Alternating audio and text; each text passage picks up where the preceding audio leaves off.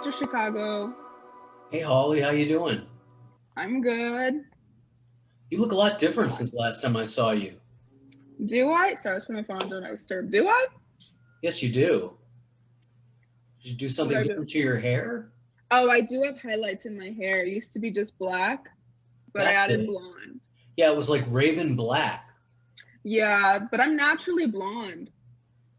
Well, But that's kind then, of cool. You should just let that be.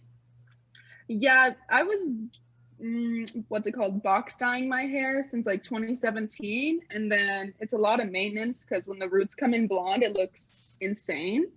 Like a crazy person, of course. And so I've been just going to the hairstylist to get Oh, highlights put in so it grows out. right. You have to have someone like gradually make you look normal. Oh, it's a process, yeah. Gosh, I'm so glad I'm a guy. Your hair looks the same as mine, yeah? Well, I mean, like if you don't have long hair, you don't have to, you No, know. but I mean you got two different colors going on. I got two different colors going on. I actually look better now. I looked funny with just dark hair. Oh yeah? I Yeah, don't I know, I look wouldn't know. like I have like nature's highlights are definitely helping me. Nature's highlights. Yep. I mean, I look old, but I don't know. I see pictures of me with like a full head of dark brown hair, and I'm like, God, that's weird. I looked like that. Oh really? I always look at like pictures of me or videos of me with different hair and I always go, I should do that again. And then I don't. Then you don't. You just move Yeah. on to the next thing. And you've Yeah. also got a nose ring you didn't have before.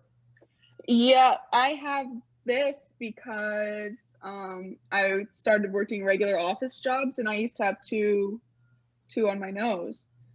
Um, So but you had this to one I get can flip inside my nose and hide it. okay, so you had to get rid of the two outside your nose. Yeah, but this one I can just put in my nose and hide it, but I don't anymore. I don't really care. I forget it's there. So Well, this is a good way to start. All the all the ornamental changes of my friend Claire Hawley, which No Idea Zone watchers may recognize from season one. She's I one of the, had bangs too. I had bangs. she had bangs, black, raven. She looked like a womanly version of Winona Ryder in Beetlejuice, kind of back then. Now she has like she could be partying by the pool in Vegas look. So that's I look really like a cool. Vegas girl now. And that's where you live, right? Las Vegas. I had born and bred. Yep. Born and bred and back. She's back. Born and But bred and she back. didn't know that it gets to be 126 degrees the Here's other the thing day. I knew. I knew. But it I was knew. funny the way you sort of I knew. momentarily forgot was very funny to me. It's just, It's a time filler. We were on the phone and I was like, it's getting a little hot. yeah, It's I about appreciate it. 120 degrees out. I appreciate that I stimulate your mind like that.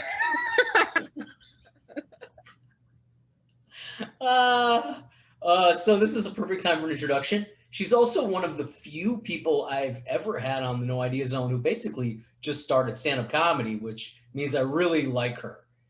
I think she's very cool, the little bit I know about her. She's terrified of the ocean. This is the kind of intro you get, by the way, when you just started stand-up comedy. She's terrified of the ocean. Well, 4 years if you count COVID. So 3 years. So she's a newer comic, but she's terrified of the ocean.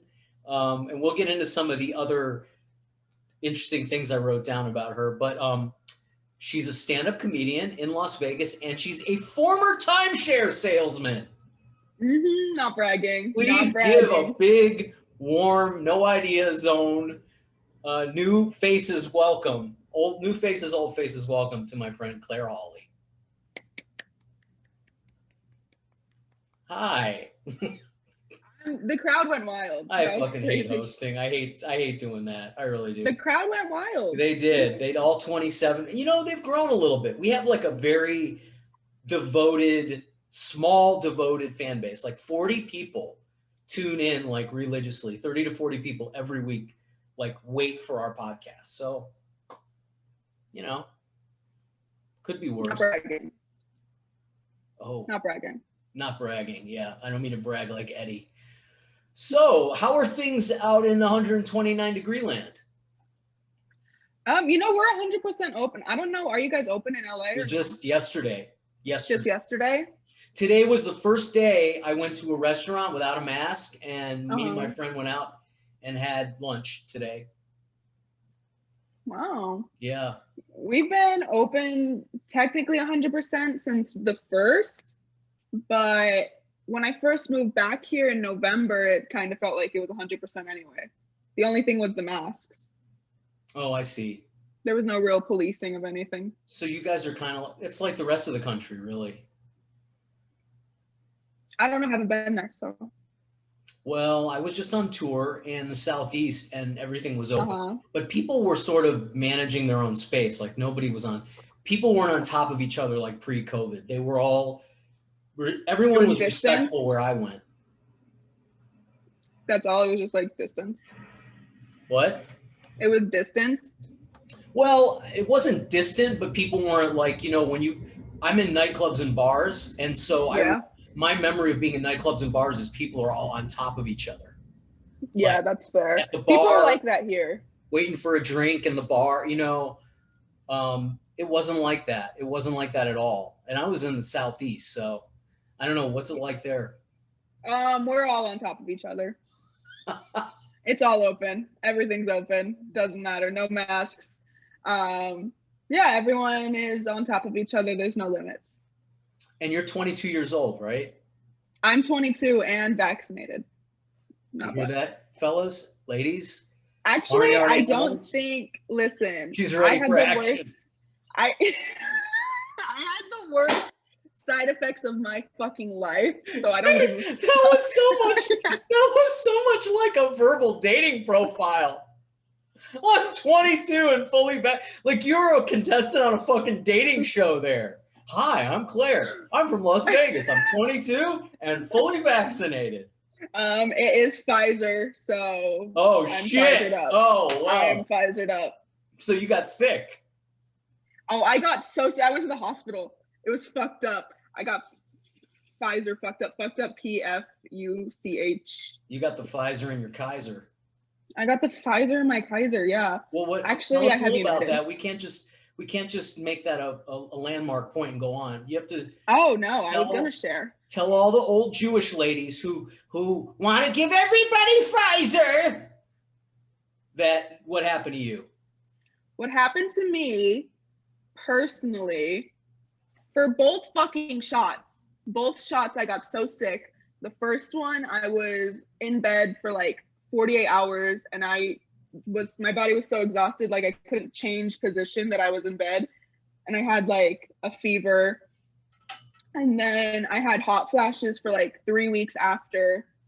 So it was super annoying. I was like it turned me menopausal. Why the fuck did you get the second shot? Because I didn't know if it was going to be required. So I was like, I don't want to go through it 3 times. So I got the second shot. And then the second shot, I had 104 fever. So I went to the emergency room and had to get 2 IVs. And then I got the hot flashes for like 3 weeks again too. So. Well, what about muscle spasms? Did you have that? I had muscle soreness. I didn't have any spasms. Okay. I was in control. I'm in control of my body. My sister is still recovering from the first shot. When did she get it? Months ago. Oh, but she was told by her doctor not to get it because she has autoimmune issues. I got really sick. I didn't get sick like you, but I was sick for about 4 days. 2 days of really being sick and then 2 days of just exhaustion.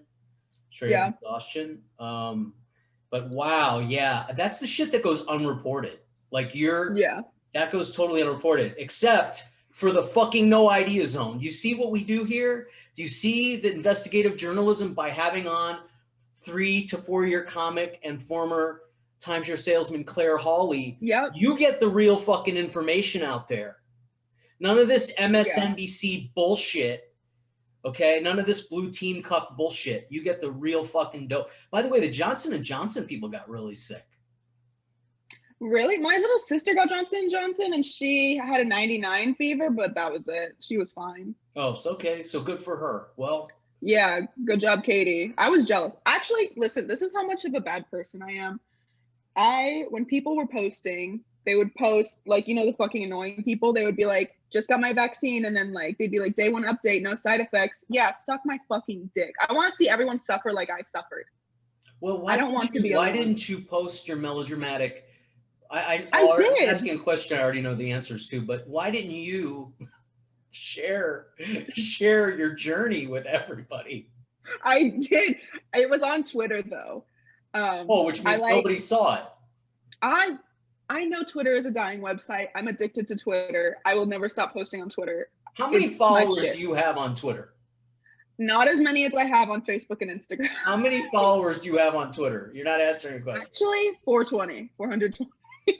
So nobody follows her on. We have about 8. I also have a private account on Twitter so that no one follows me. I only like talking to my friends. Thank you for being so brave, Claire, to come up where nobody could hear you.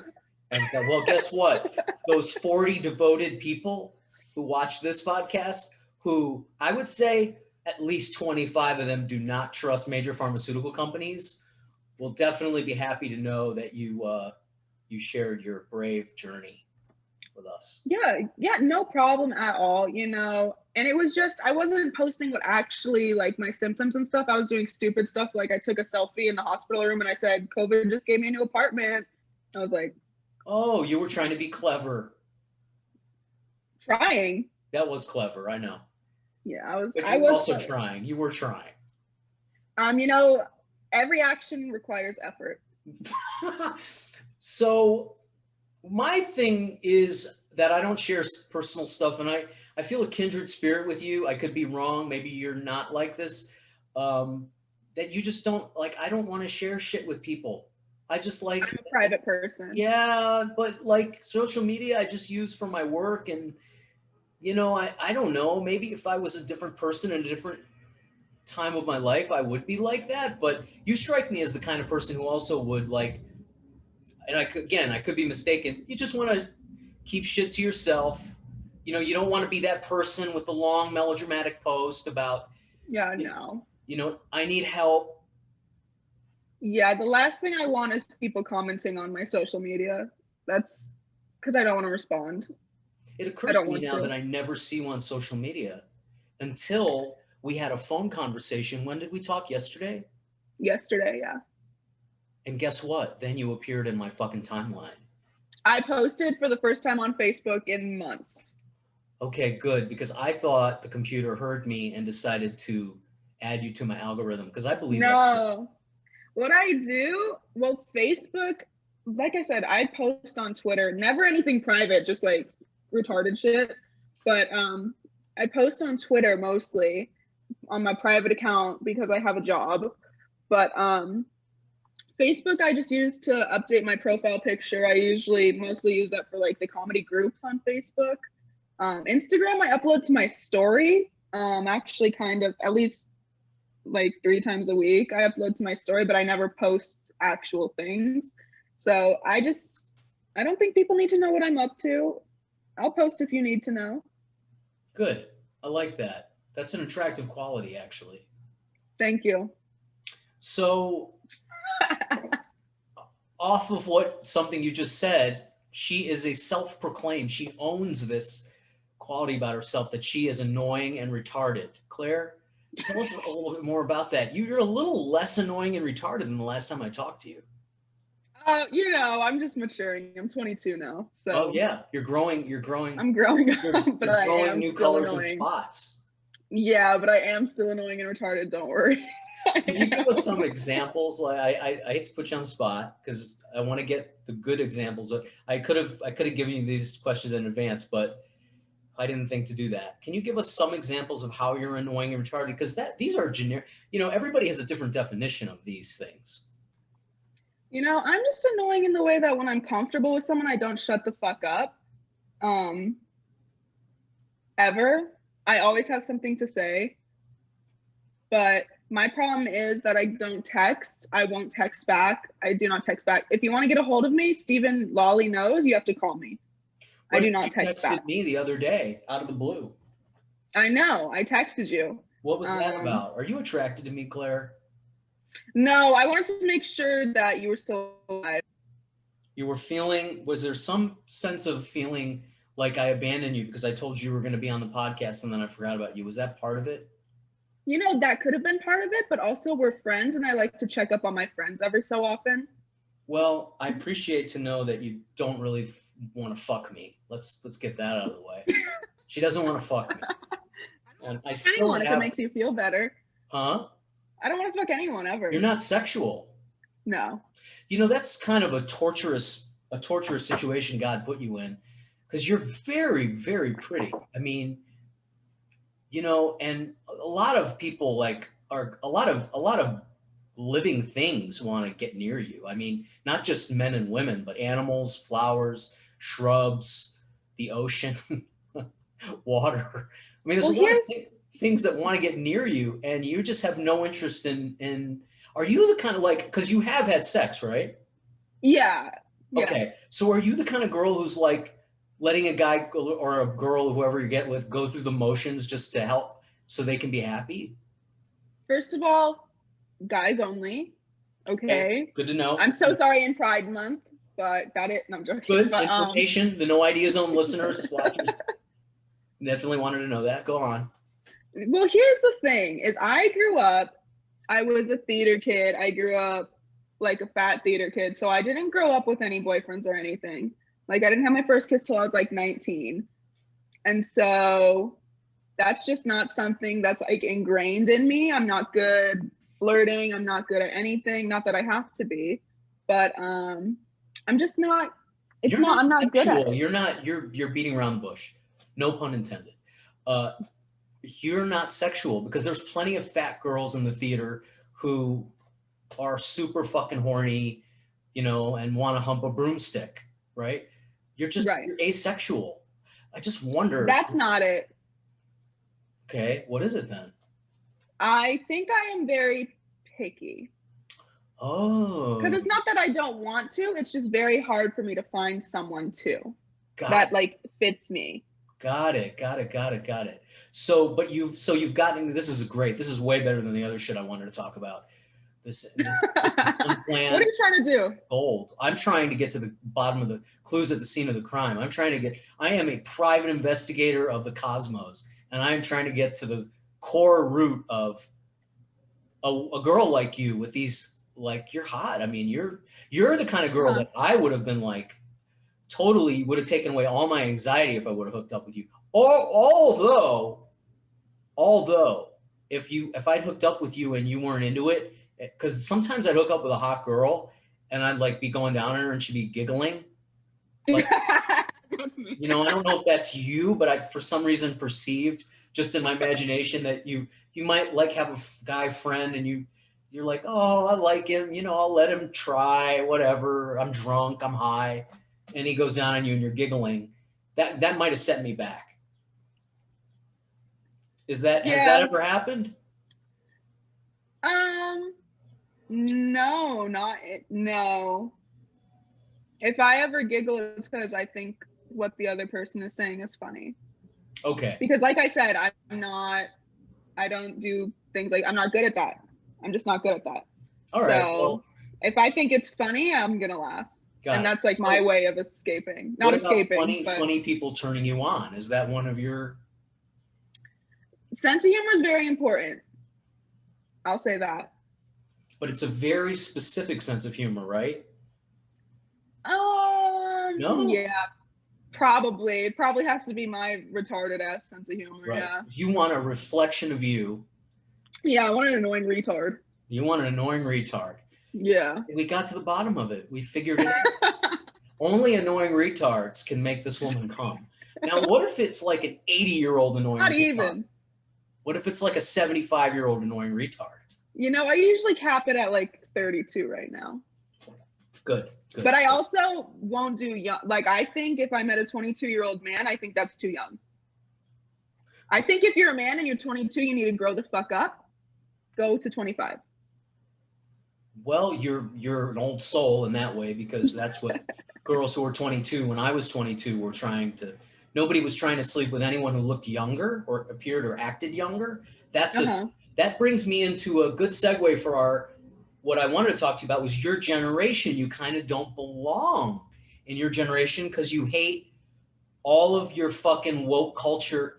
I mean, for me, people know, they're like, they look at me, they go, that's a 40-year-old guy. He should hate all this shit. But you are like, you're sort of incognito. Talk to me about that a little bit. Yeah, I'm incognito. You know, I'm blending in. I've got the nose ring, you know. You do. I'm blending in. You can blend in with the art gallery gift shop people for sure. Yeah, 100%. I'm definitely, I look like I should be a musician, but that's my least. I hate musicians. I will die before I talk to a musician. But I will blow my brains out before I talk to anyone that plays any instrument in the world. But yeah, it's just very annoying, and especially when you're hanging out with people. Well, not me, because I've been hanging out with grown-ass stand-up comics since I was 18, because that's when I started.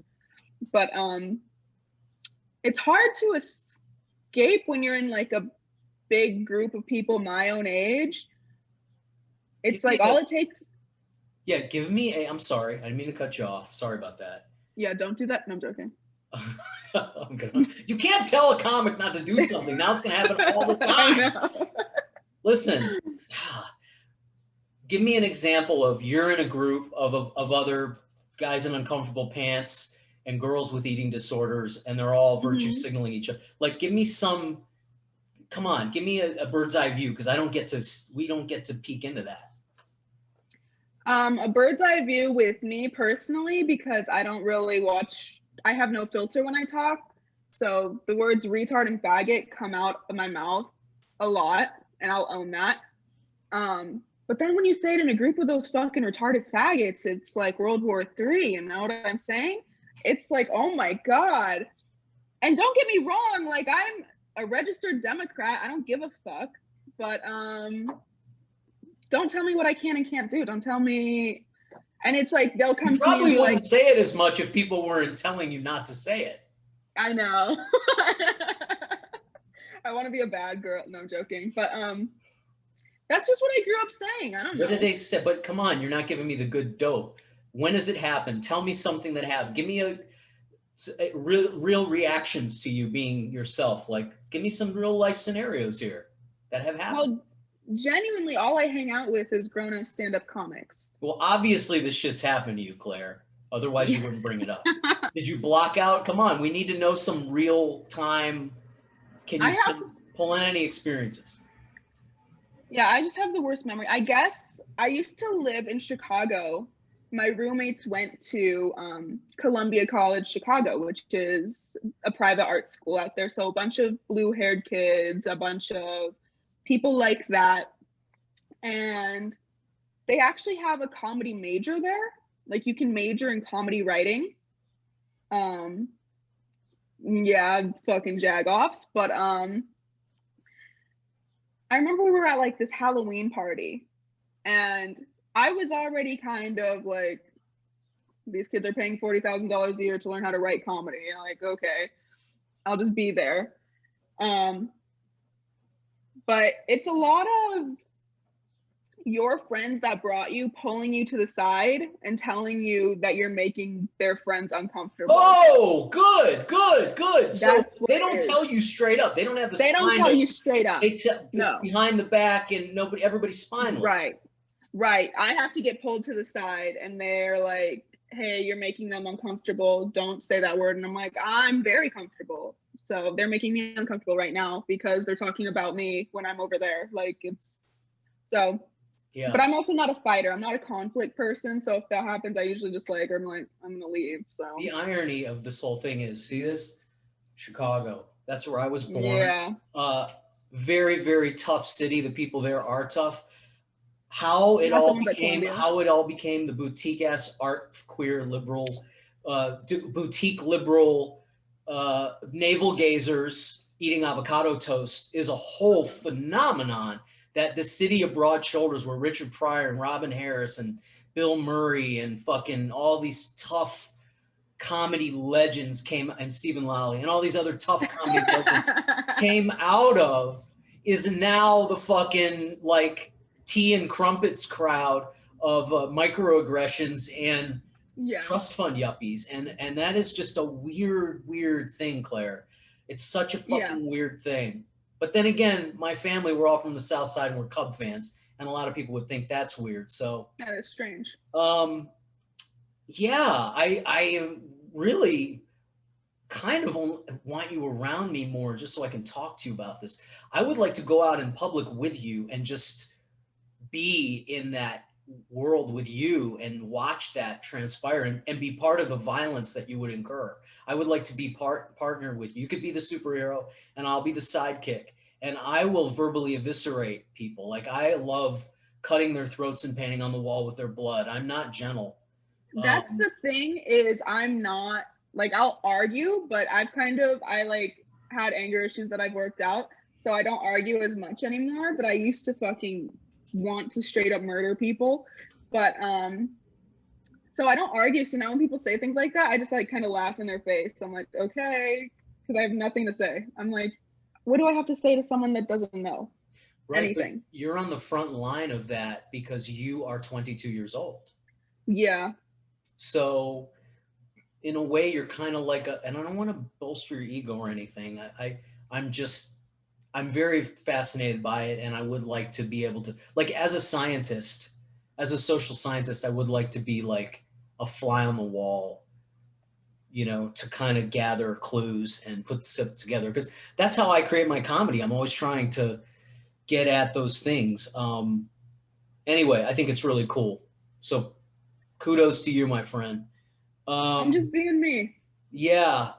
Oh, so tell me about the somebody texted you can't go to this bar, or you were like, I want to go have fun or something like that, and they Oh. Yeah, I went to Top Golf, which everyone knows what Top Golf is. It's just a fun place. You go, you get drinks, you golf. That's all it is. like golf? No, it's like, you've never been to Top Golf? No, It's in like LA? It's in LA? I don't know if it's in LA, but it's in Vegas and it's in like other places too. No, I never heard of it. Oh, well, it's like you're on like this ledge and there's like a tee, and you just basically hit it, and there's a bunch of like big targets that you try to get the golf ball into and stuff. Oh, it's like really a giant driving range. Yeah, is that what it's called? Yeah, driving range. Yeah, but it's a lot of fun. Yeah, and so I went drunk there. And you hit golf balls. Yeah. Okay, so okay, there now we know. So tell me what happened. And I just posted a picture on my Instagram story at Top Golf, and someone messaged me and they were like, let me just read it. They're like, I went there one time and then I read that there was some history, blah, blah, blah, blah. Let me find it. Here it is. He messaged me. This is someone I don't follow. I don't know this person. They just wanted to annoy me. So they messaged me and said, so I heard that Top Golf location has a huge history of covered up sexual misconduct between their employees, and that was a big shock to me and made me sad to support it by going there. Right, that's a passive aggressive way of saying what you should be ashamed. Right. And so I replied and just said, oh, so you're a fun ruiner. But then they replied and said, no, I have fun. Okay, so my friend Aretha and I, I've known her for 15 years. We were talking, your thing came up in my mind about you saying, you know, I'm not going to stop having fun because someone else did something somewhere. Yeah. So my friend Aretha and I were talking today, and we were like, you know, it's kind of like in our when we were younger, and even now, you kind of know that if you're going out to have fun, there's going to be a certain amount of risk involved. Mm-hmm. And I guess in the olden days, let's say the olden days, we kind of accepted there was a certain amount of risk, right? Right. And in order to go out and have fun, you were going to have a certain amount of risk was going to have to be taken. Yeah. And everybody just sort of unspokenly accepted that. Now, I'm not saying entirely that's exactly right, or I haven't like made up my mind that's exactly the best way things could be.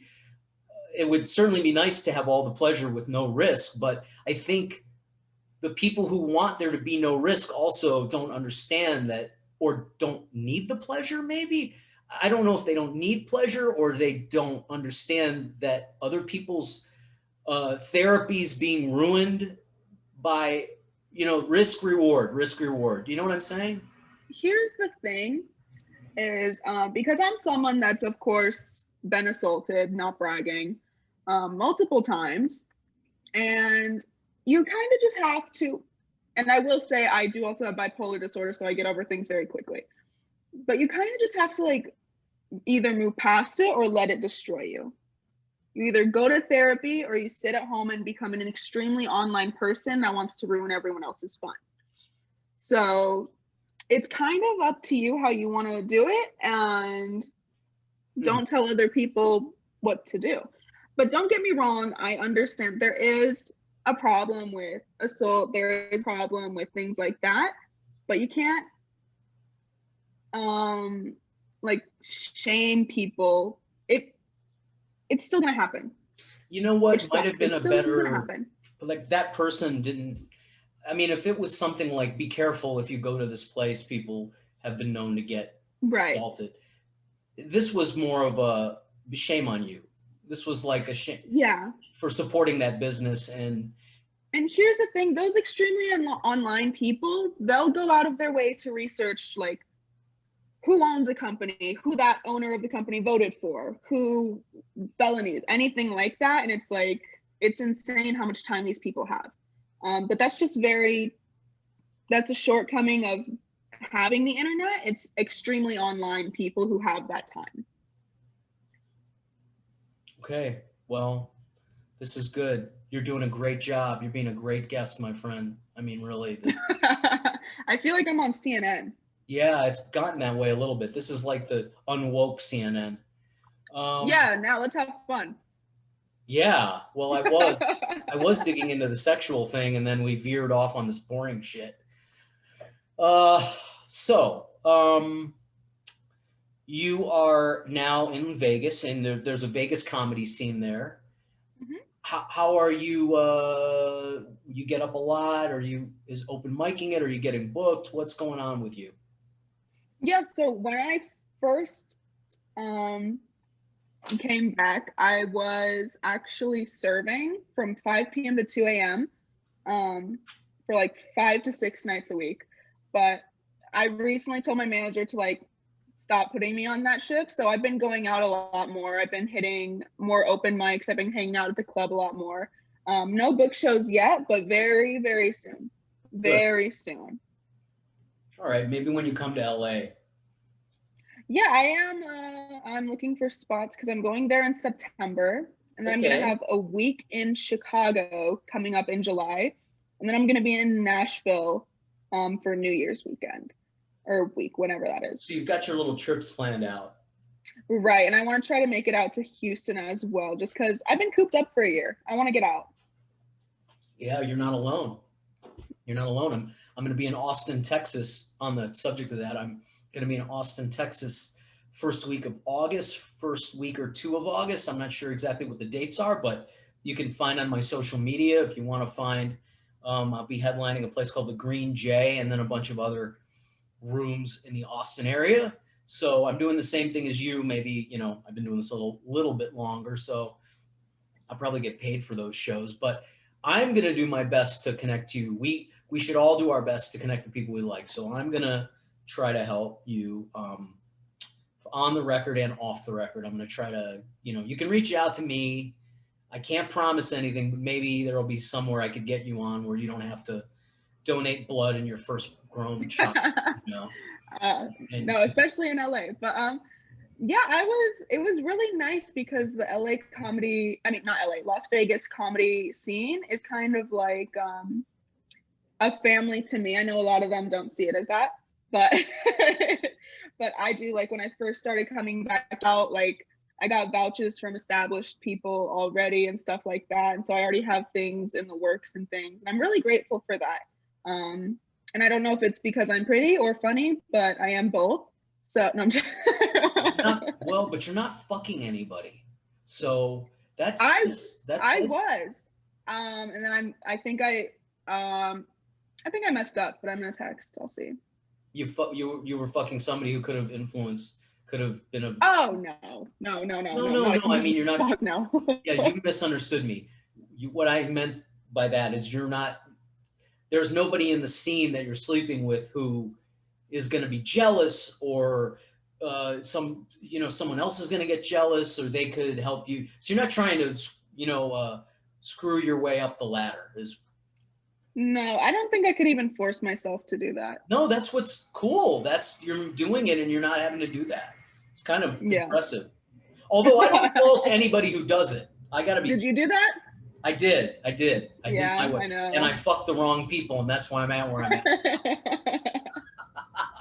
I'm kind of stealing that. That's that's very similar to a Sam Tripoli joke, actually, where he says, I won't do the joke, but yeah, I mean, if when I was 22 or 23, if someone had wanted to fuck me, I would have been famous by 27. Nobody was trying to fuck me. No, I just use it for free bumps. There you go. Sell it cheap. Oh my gosh. So Vegas comedy scene, Chicago comedy scene was more of like a woke. I don't even know how people like that decide comedies for them, because you're restricted to make everything virtue signal, and that's not really comedy. Well, and the crazy part is that it's mostly white people that just think they're better than the other white people. They're like, we should all kill ourselves. You know what? Actually, we should all kill ourselves. But the world will get so far ahead if we all killed ourselves, Stephen. But then, yeah, we shouldn't do that. But then I'm actually Sicilian, so that's actually no. So wait a minute. So they're like, I hate myself. I hate myself. They'll insert themselves. Yeah, they'll insert themselves if they'll be talking to like a person of color or something, and they'll be like, I don't know, we white people are the worst. I'm so sorry for that. And I'm like, what's going on? Like, how are you not uncomfortable? You're probably making everyone uncomfortable. How are you not embarrassed? How are you fucking embarrassed? Yeah. And what good? Yeah. How's that comedy, actually? How the fuck is that person going, I'm funny? Like, that person looking at themselves going, I should be making the world laugh. Holy shit. Yeah. This is what I finally found my calling. Yeah. This is some funny shit. What the fuck? Those people were like social workers and college professors. How the fuck did they have this revelation of, what did they watch, Parks and Recreation, or what the fuck happened? I don't know. I know you don't, but I just have to. No, we're not going to figure it out on this podcast. I don't know if their inspiration was Parks and Recreation. I don't know anything. John Mulaney. I don't know. I'm trying to maybe John Mulaney. I don't know. Gentlest, most ballless scrotum of kind of. Well, here's the thing that was so funny when John Mulaney went to rehab, and everyone was so confused. They're like, "Oh my god, he did cocaine." Every comic does cocaine. It didn't help him be better though. Like, comics who did coke, like Sam Kinison was great on cocaine. John Mulaney got politer. Yeah. I don't know if that's a word, but anyway. Well, yeah, it just mystifies me that the comedy world attracted these people who should be fucking judges and politicians and teaching at, feminist studies at, Susan Brown University and whatever. Yeah, and the crazy part is I am a registered Democrat. I have some of the same views as them, but they're just extreme. They're extreme and annoying, and it makes me wish that I was far right-wing conservative. It makes me wish. You grew up in Las Vegas, so that maybe plays some, because, I mean, it's one of the least pretentious, to a fault. Las Vegas it's just dripping with opportunism and, and all that shit. Do you think growing up in that, it made it different? I don't know. You know, I don't know because I did grow up. Vegas is a very weird place to grow up. I'll say that. It's very strange because also you watch movies like Casino and everything like that, and it's all true. Like that's exactly what it looks like here. It's not ran by the mob anymore, which I think it should be. I think it would be a lot better if it was. But yeah, no, I don't know because I grew up here. You haven't thought about it that much. I haven't thought about it. This No. is just where I'm from. I think about this shit a lot. I know. Well, the thing is, a lot of people are moving here now, and that's very annoying to me. That is very annoying. Yeah. People from LA are moving out here. People from Phoenix are moving here. It's like, stay at home. Well, you know what? If I didn't have roots in LA and I didn't have real, genuine, solid work things going on, or if I was massively established, if I was in any strata of different place than I am now, I might not want to have stayed here either, you know, because of the weird shutdown and everything. But yeah, it's you know, Austin too is booming like that. Everyone's moving there. Florida, a lot of people are moving to Florida. Jimmy Schumer. Yeah. I mean, you know, old timey headliners are moving out. But I got to tell you, the comedy audiences, my little tour I did, it was just 3 shows, but those audiences were the best comedy audiences I've ever been in front of. Oh, really? And you said it was what, Southeast? So like Georgia? 70 seaters, like small. I don't headline big places because nobody knows who I am. So I'm going into places like, you know, that are booked by a local promoter who knows my comedy. Yeah. And they're going to pay me a minimum guarantee so I don't have to worry about the door. And I don't have any stress of filling the room. And I could just come in and do my little thing. And everyone there will be, this is where I'm at. Everyone there will be bowled over because they're used to seeing a certain level of comedy come in there. And they'll be like, holy shit, how the fuck did we get this guy? Like it is kind of like going into like a T-ball, onto a T-ball field and being a grown man, you know, batting designated hitter. It's a lot of fun, and you know you're not going to make a lot of money. But anyway, the audiences were, I've been going into these kind of places for a long time. These audiences were like, I don't know if it was a combination of my comedy is more relevant now and probably a combination of the fact that people are just so grateful to be out.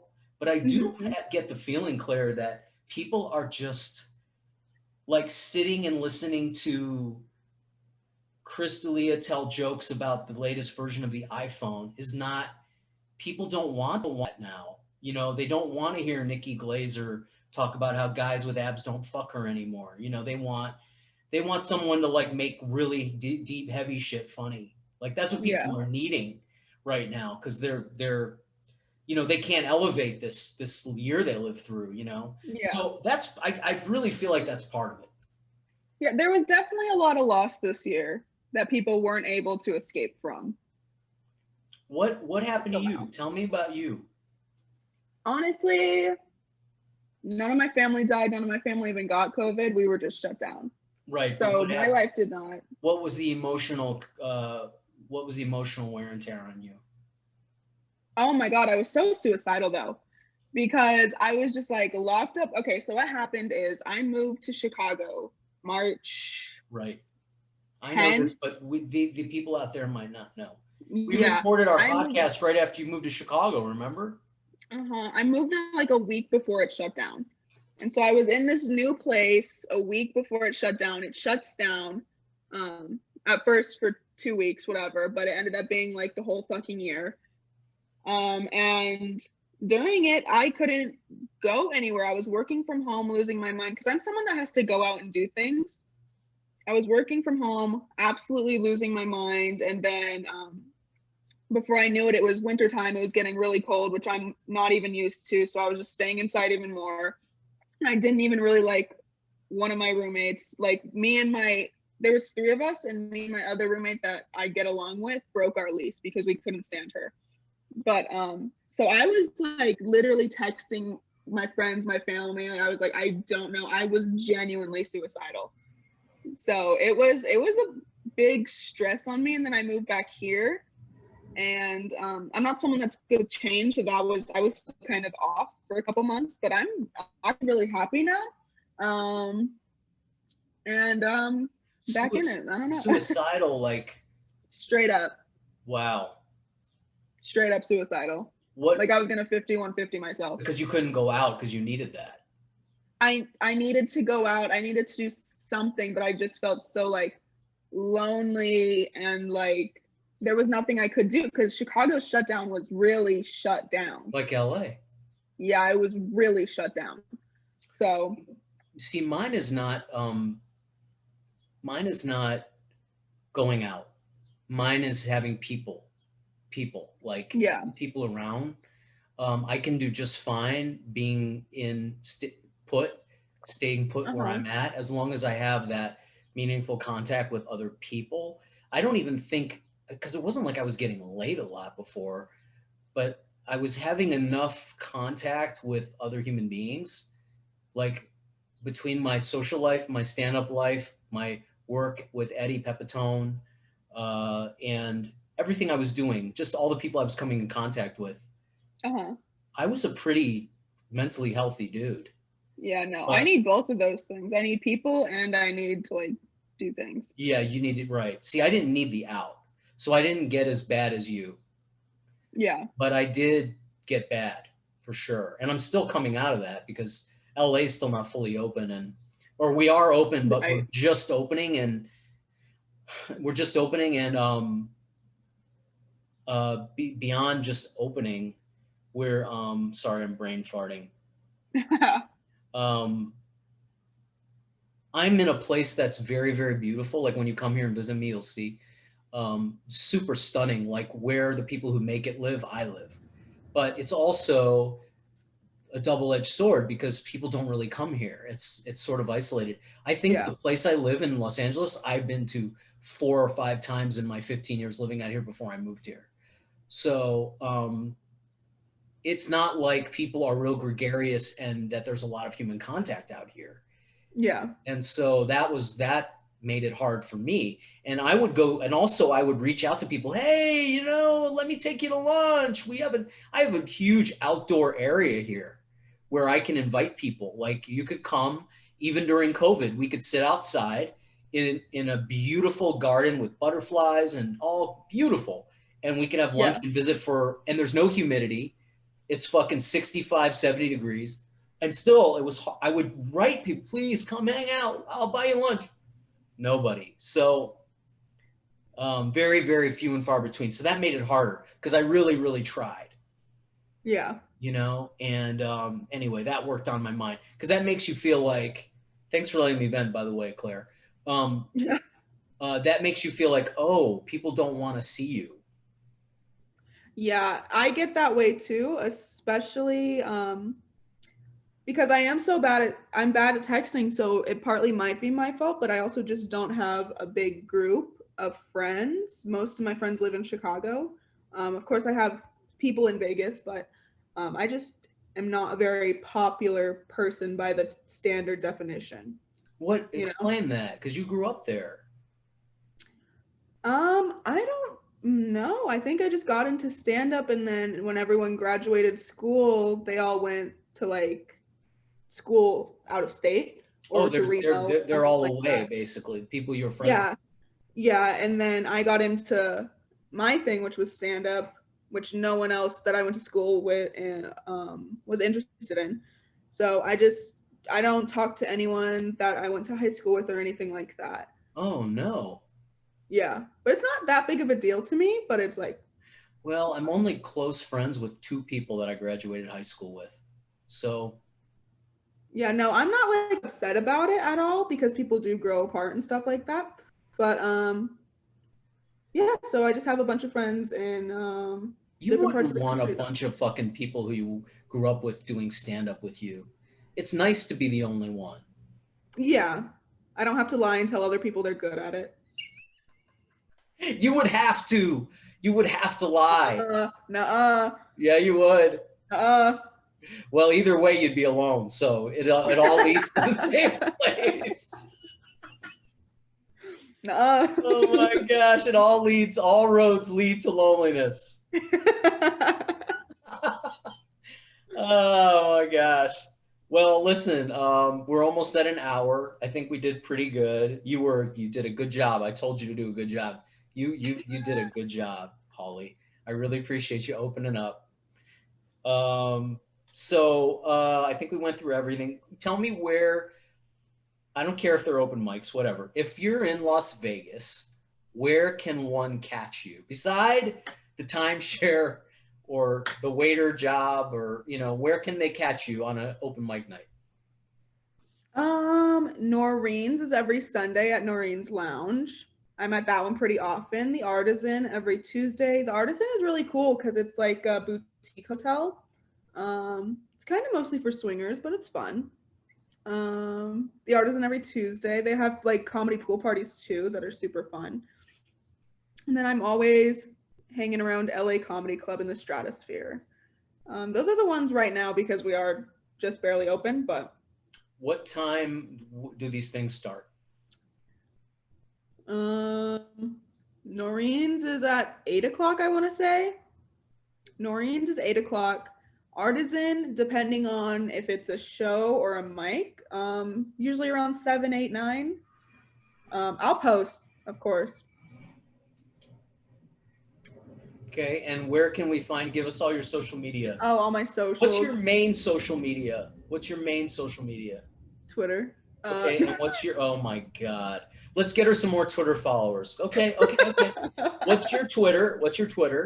My Twitter is SMDWMD, which stands for Suck My Dick Weapon of Mass Destruction. And then my Instagram, which I'm on a lot too, is hugh.heffer, HUGH.HEFFER. And my Facebook's just my name, Claire Hawley, HAWLEY. Okay. That's good. Okay, so really appreciate you coming on. Oh, and I will be in Austin, Texas, the 5th through the 11th of August. You can catch my dates on wherever here. You know where to find me. Subscribe to our YouTube channel, please. It helps support young, beautiful, oddly unsexual comedians like Claire Hawley, who are going around confusing her peers. I just have like a frat boy brain in my body. No, you don't. Frat boys are trying to fuck everything that moves. That's true. So you're like flat boy. I don't know. I don't have a good pun. Flat boy? No, fat boy. I don't know. Well, you were awesome, and I really look forward to hanging out with you when you're here. Try to come after September 7th because that's when I'll be back. Yeah, really, I really look forward to it. And I'll, who knows what we can throw together. Maybe we can get on some shows together out here. Maybe if you got, no, I'm joking. I am going to have book shows real soon though. So everyone should check my socials. Follow her because she is funny. She may not have learned the craft of stand-up and mastered it yet, but she's funny. And eventually she's going to fucking figure it out. Yeah, it's good enough for now. Good enough. Good enough for now. It's good enough for now. That might be a good title for the show. Good enough for now. I think we got a couple good titles out of our bullshit for now. Okay. Thank you, my lovely friend. And we'll see you in a week on the No Idea Zone. Okay. See you, Lolli. Bye. Hey, everybody. I hope you enjoyed whatever you saw on our channel today. Make sure to like, comment, and share everything you see here. And please hit that big red subscribe button. You have no idea how much it helps the No Idea Zone every time you hit that button. Thanks again, and we'll see you on the next installment of the No Idea Zone.